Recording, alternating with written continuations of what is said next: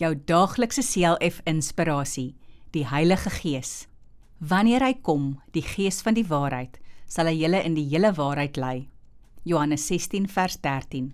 Ons lees die Bybel, maar daar is baie dinge wat ons nog nie verstaan nie. Daar is God wat die Vader is, Jesus wat sy Seun is en wat aarde toe gekom het. Dan is daar ook nog die Heilige Gees.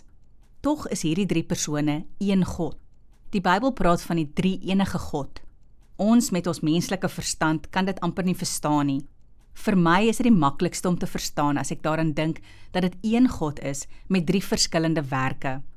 God is die Vader wat alles geskep het en wat oor alles beheer het.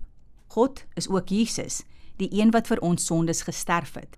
Nadat Jesus opgevaar het hemel toe, het God as die Heilige Gees gekom, wat in ons harte woon. As ons God se kinders is, woon die Heilige Gees in ons en leer ons om op God te vertrou. Die Bybel sê dat jy nie alles sal verstaan nie. Glo net in God die Vader, Jesus en die Heilige Gees. Eendag in die hemel sal jy alles verstaan. Kom ons bid saam. Here, dankie dat die Heilige Gees ook in my woon. Amen.